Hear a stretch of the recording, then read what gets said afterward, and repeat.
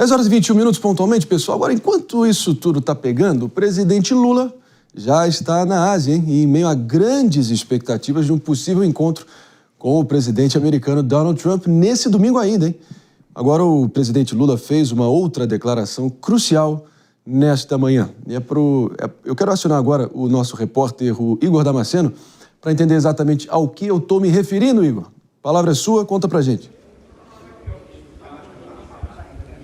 Você está se referindo a respeito da campanha eleitoral de 2026. O presidente Lula já ativou o modo campanha e então já começa a dar declarações importantes. Antes de falar sobre a campanha eleitoral do ano que vem, deixa eu falar a respeito da expectativa para esse encontro com o presidente dos Estados Unidos, Donald Trump. Os dois presidentes foram convidados para participar da ASEAN, é o evento da Associação das Nações do Sudeste Asiático, que começa já neste domingo. O presidente Lula está na Indonésia desde ontem, inclusive daqui a pouquinho ele deve fazer uma declaração à imprensa e amanhã ele embarca direto para a ASEAN, que vai ser na Malásia. A expectativa do encontro presencial entre Trump e Lula é porque os auxiliares do presidente brasileiro têm articulado, têm conversado com a diplomacia norte-americana para que de fato esse encontro aconteça. Há algumas semanas, Lula e Trump conversaram por ligação telefônica, durou cerca de 30 minutos e ambos os presidentes manifestaram interesse no encontro pessoal ainda a ser marcado. De lá para cá, houve uma conversa entre o chanceler brasileiro Mauro Vieira com o secretário de Estado norte-americano Marco Rubio. Isso aconteceu na Casa Branca, em Washington, na semana passada e foi considerado um avançar dessas negociações, apesar de que os bastidores do nosso correspondente Eliseu Caetano mostram que essa conversa não foi tão boa assim para o governo brasileiro. Mas não deixa de ser um momento onde o Palácio do Planalto, o governo federal, tem acesso à Casa Branca e que é considerado algo, sim, extremamente importante. Agora vem a terceira etapa, que é justamente esse encontro entre Lula e Trump. Vai acontecer antes da abertura da ASEAN. Ali, alguns minutos, eles estarão mais ou menos na mesma antessala e então os dois podem conversar a respeito do tarifaço, essas tarifas norte-americanas para mais de 33 mil produtos brasileiros vendidos nos Estados Unidos. A expectativa do Brasil é baixar a alíquota, que hoje está em 50%, a mais alta do mundo, para o que era no início deste ano, 10%, ou pelo menos reduzir um pouco essas tarifas. Pode não chegar a 10%, mas só de haver uma redução, o governo já abre uma margem para futuras negociações. A expectativa é que o governo brasileiro também converse a respeito de terras raras, que são de interesse do governo norte-americano e seria utilizado ali como uma moeda de troca. Vocês baixam a alíquota e a gente facilita a negociação para terras raras aqui no Brasil, algo de interesse dos Estados Unidos. Tudo ainda está no campo das especulações, está no campo ali dos estudos, mas muito provavelmente essa conversa deve acontecer sim durante o encontro da ASEAN. Se porventura não acontecer, Lula já disse que tem interesse de ir pessoalmente à Casa Branca para conversar com Trump. A avaliação é que isso deve acontecer ainda neste ano para que não haja ali um distanciamento das relações, um esfriamento entre essa relação. Agora vamos falar sobre a campanha eleitoral de 2026, que hoje de manhã Lula fez um pronunciamento com o presidente da Indonésia e ele falou que é pré-candidato às eleições do ano que vem. Nós temos esse trecho, vamos acompanhar. Esse meu mandato só termina em 2026, no final do ano. Mas eu estou preparado para disputar outras eleições e tentar fazer com que a relação entre Indonésia e Brasil seja uma relação, sabe, por demais valorosa.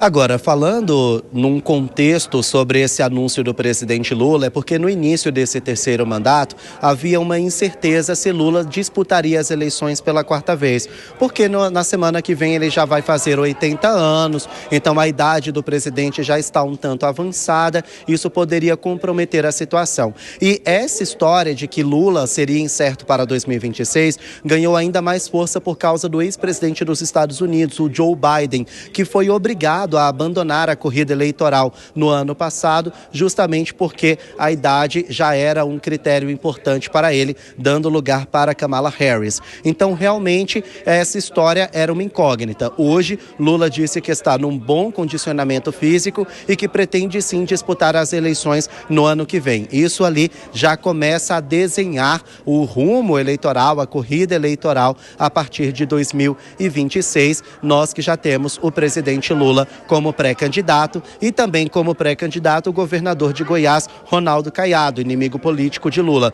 Então já temos alguns nomes aí desenhados justamente para a disputa eleitoral do ano que vem. A gente vai seguir acompanhando todos os desdobramentos. Volto com vocês aí no estúdio, André. Igor Damasceno, sempre competente, sempre preciso, sempre abrangente. Obrigado pela presença.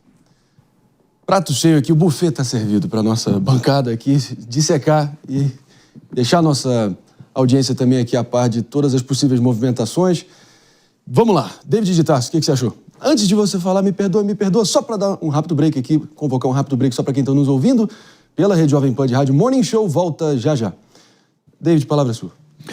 Bom, já era sabido, né, que o presidente Lula ia se colocar à disposição, porque diante do protagonismo que ele teve em meio às sanções dos Estados Unidos e muito atribuído também ao Eduardo Bolsonaro atuando lá no exterior, então ele conseguiu resgatar essa popularidade, porque as medidas não eram nem um pouco favoráveis em relação a esse governo, né? A gente precisa relembrar algumas situações, principalmente enfraquecido diante do Congresso Nacional, só que agora com essa volta do protagonismo de Lula, com certeza ele tem mais força para disputar as eleições, mas até 2026 tem muito chão pela frente, a gente precisa ver como é que vai ficar no aspecto econômico também, porque ainda tem muita coisa que precisa ser resolvida e ainda não foi.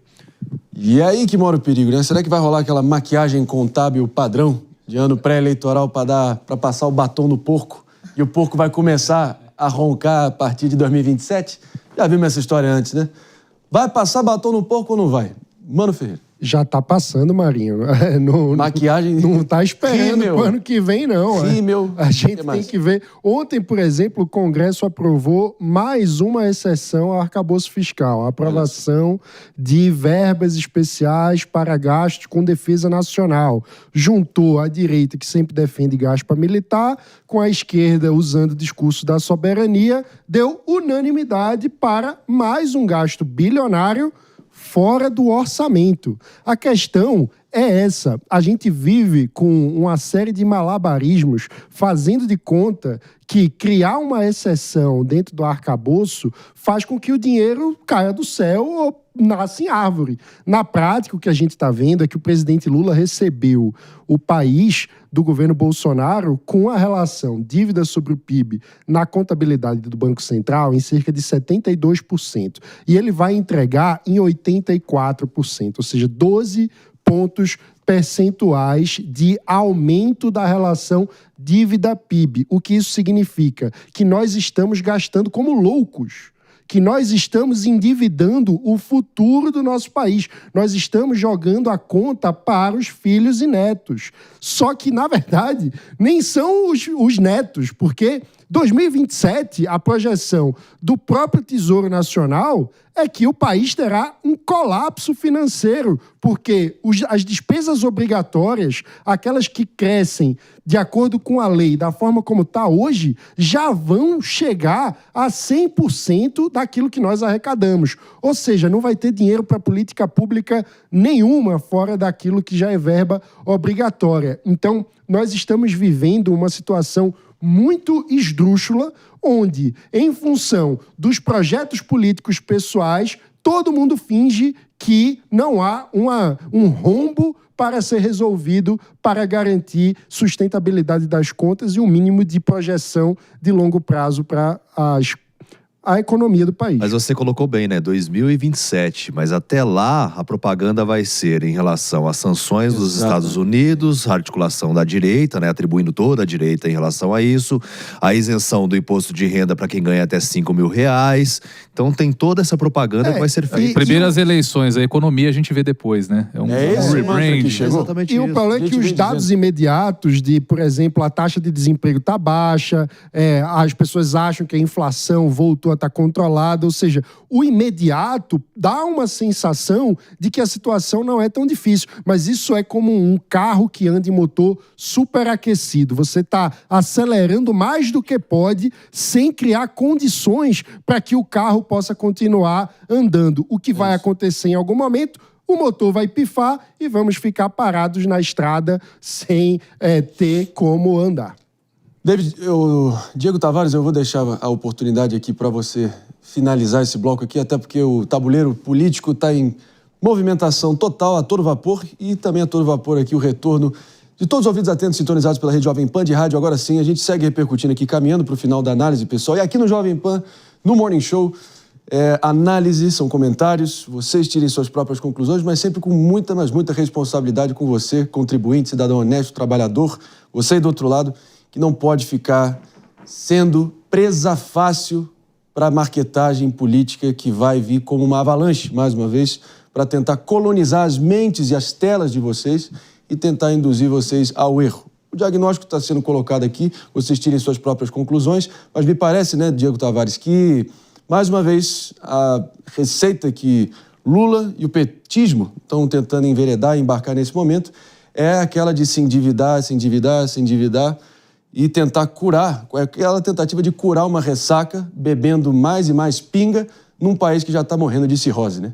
Exatamente, Marinho, exatamente. Nós não vemos avanços, nós não vemos as promessas da última eleição presidencial cumpridas até o momento e mais promessas ainda estão sendo feitas. Então, eu retomo aqui de onde parou o David Tarso. Daqui para 2026, muita água ainda rola no tabuleiro político. Então, agora não dá para acreditar nesse tipo de discurso do Lula de que, olha, sou candidato. Assim como não dá para acreditar no discurso do governador Tarcísio de que ele não é candidato. Enfim, nesse momento ainda está ocorrendo o ajuste das peças no tabuleiro. De uma semana para outra, muita coisa muda. O governo federal é prova disso. Enfrentava uma crise de popularidade severa, veio um tarifaço que fragilizou o país, mas ajudou a popularidade do governo. Então, os fatos políticos, eles acontecem, às vezes, num lapso de 24 horas. Então, até mais ou menos março, abril de 2026, que é quando os governadores, por exemplo, têm que se desincompatibilizar para concorrer uma eleição presidencial, muita coisa pode acontecer. Está tudo muito incerto ainda, mas o fato é que as campanhas já começaram. Lula já está claramente em campanha. Eu sou de São Bernardo do Campo. Lá em São Bernardo, por exemplo, teve um evento sobre o Enem que mais parecia um grande palanque eleitoral do que um evento da educação pública propriamente dito. Então está muito claro que os palanques estão sendo montados já. Mesmo. Então, o jogo começou. O jogo foi dada a largada. Apita o árbitro. Agora, pessoal, é isso aí, ao que tudo indica. Diretamente ali de Jakarta, se não me engano, foi em Bali. Enfim, na Indonésia, o presidente Lula dizendo que é candidatíssimo no ano que vem, dando a entender que atendeu a milhares de pedidos, será e do lado concorrente de Estado, né, Marinho? Do Prabowo, né? Inclusive a diplomacia velha guarda dizia que, meu irmão, se você é um chefe de Estado, um estadista e está em solo estrangeiro, não se fala de política doméstica, mas enfim, isso aí, esse tipo de rito e protocolo já... Esse padrão foi revisitado. Como diria minha falecida avó, esse trem já saiu da estação há muito tempo. Especialmente porque a relação precisaria ser entre os estados e não entre os governos, ou seja, com estabilidade. O acordo, seja qual for que o Brasil tem que fazer com a Indonésia, não deve depender da continuidade ou não do governo Lula.